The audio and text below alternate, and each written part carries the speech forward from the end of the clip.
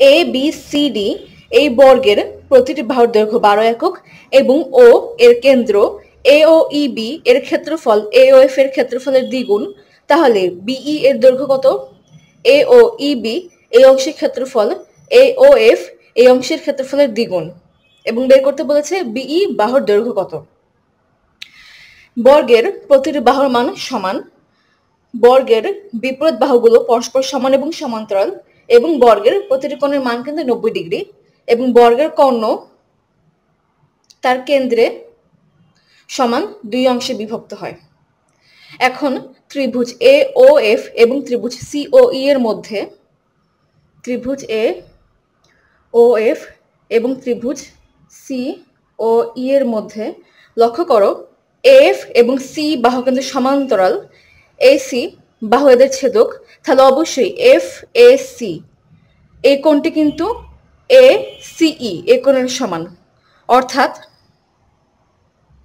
এ কোণ এবং এ কোণ পরস্পর সমান। সুতরাং লেখা যায় ও এ এফ সমান কোণ ও সিই। একইভাবে এফ এবং সিই পরস্পর সমান্তরাল, ইএফ তাদের ছেদক, তাহলে ও এফ এ কোণ কিন্তু অবশ্যই ও ই সি এর সমান, অর্থাৎ কোণ ও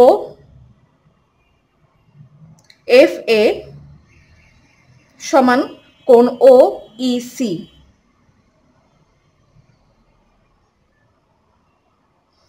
এই দুটি কোণ কিন্তু পরস্পর একান্তর কোণ।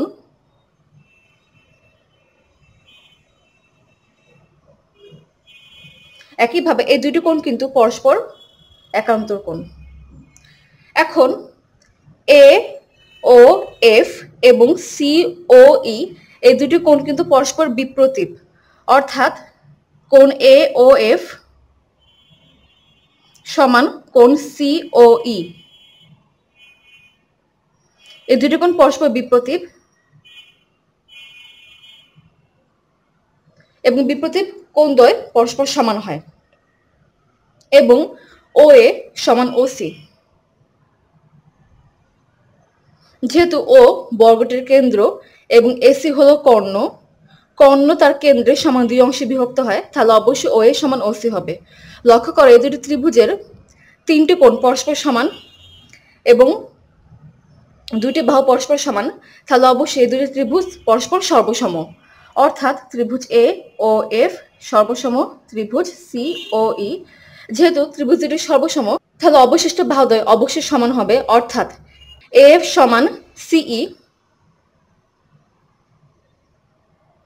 এবং ও এফ সমান ও ই।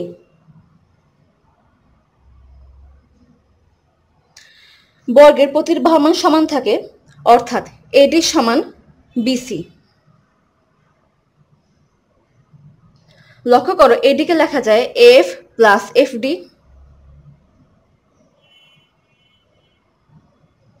আবার বিসিকে লেখা যায় বিই প্লাস সিই। এখানে লক্ষ্য করো এফ এবং সি কিন্তু পরস্পর সমান, অর্থাৎ এফ এবং এই সি পরস্পর সমান, অতএব এটা কাটাকাটি যায়, তাহলে অবশ্যই এফ ডি সমান বিই হবে।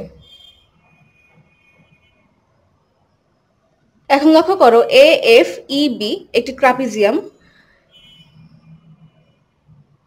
এ এফ ই বি এই ট্রাপিজিয়ামকে লেখা যায় ট্রায়াঙ্গেল এ ও এফ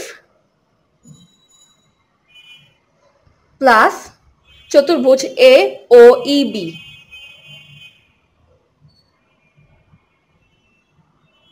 এই দুটি ক্ষেত্রের সমান। আবার লক্ষ্য করো triangle A O F plus শর্ত বলে দিয়েছিল চতুর্ভুজ A O E B, A O E B এর ক্ষেত্রফল এ ও এফ এর ক্ষেত্রফলের দ্বিগুণ, তাহলে অবশ্যই চতুর্ভুজ এ ও ই বি কে লেখা যায় 2 into triangle A O F, অর্থাৎ trapezium A F E B সমান 3 into triangle A O F.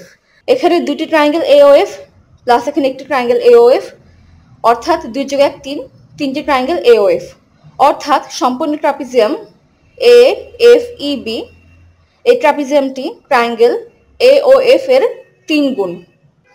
Trapezium A F E B এর ক্ষেত্রফল হলো যে কোনো ট্রাপিজের ক্ষেত্রফল হাফ ইন্টু সমান্তরাল বাহুদের যোগফল। এখানে এফ এবং বিই বাহুদের পরস্পর সমান্তরাল, অর্থাৎ এফ প্লাস বিই ইন্টু সমান্তরাল বাহুদের মধ্যবর্তী দূরত্ব যা হলো A B equal 3 into triangle A O F এর ক্ষেত্রফল হাফ ইন্টু এফ বাহুকে ভূমি ধরা হলো, অর্থাৎ এফ ইন্টু উচ্চতা। ও থেকে এফ বাহুর উপর অঙ্কিত লম্বই হলো এ ও এফ এই ট্রায়াঙ্গেলের উচ্চতা। এখন ও বিন্দু থেকে এফ বাহুর উপর একটি লম্ব অঙ্কন করি।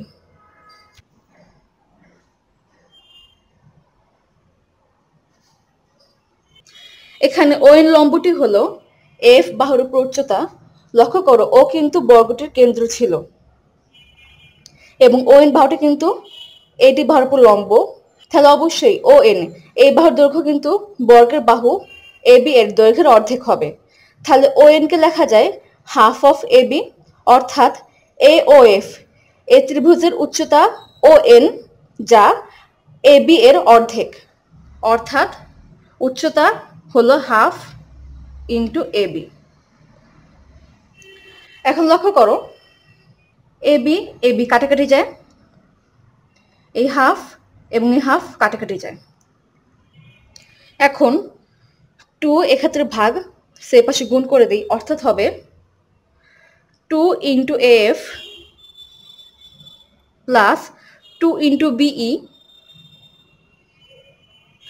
Equal 3af। 2af এই অংশে প্লাস, অতএব সাইড চেঞ্জ করলে তা মাইনাস হয়ে যাবে, অর্থাৎ 3af minus 2af equal af, অর্থাৎ 2be equal 3af minus 2af equal af। এখন লক্ষ্য করো এফ এই বাহুর সাথে যদি ডিএফ যোগ করা হয় তাহলে সম্পূর্ণ বর্গটির একটা বাহুর দৈর্ঘ্য পেয়ে যাব। তাই এখন উভয়পক্ষে ডিএফ যোগ করি।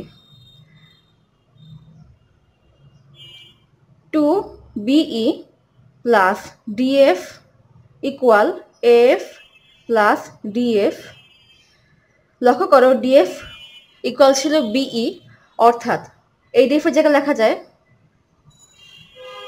বিই। আবার এফ প্লাস ডিএফ হলো এডি। 2be প্লাস বিই হলো 3be, অর্থাৎ বিই ইকুয়াল হলো এডি বাই 3। অর্থাৎ এই ইকুয়েশন থেকে বলা যায় বি বাহুর দৈর্ঘ্য হলো বর্গের বাহুর দৈর্ঘ্যের 3 ভাগের 1 ভাগ। 1 নং প্রশ্ন বলেছিল এবিসিডি বর্গের বাহুর দৈর্ঘ্য 12 একক, তখন বিই এর দৈর্ঘ্য কি হবে? অর্থাৎ যখন এডি বাহুর দৈর্ঘ্য কিংবা বর্গক্ষেত্রটির বাহুর দৈর্ঘ্য 12 একক, তখন এডি এর মান হবে 12, তখন বিই এর মান হবে বিই ইকুয়াল 12/3 সমান 4 একক। আবার প্রশ্ন 2 বলেছিল এবিসিডি বর্গের প্রতিটি বাহুর দৈর্ঘ্য 15 একক, অর্থাৎ যখন এই বর্গটির প্রতিটি বাহুর দৈর্ঘ্য 15 একক, তখন এডি এই বাহুর মানও কিন্তু 15 এককই হবে। তখন সেক্ষেত্রে বিই এর মান হবে বিই ইকুয়াল 15/3 ইকুয়াল 5। এটাই অ্যান্সার। Thank you.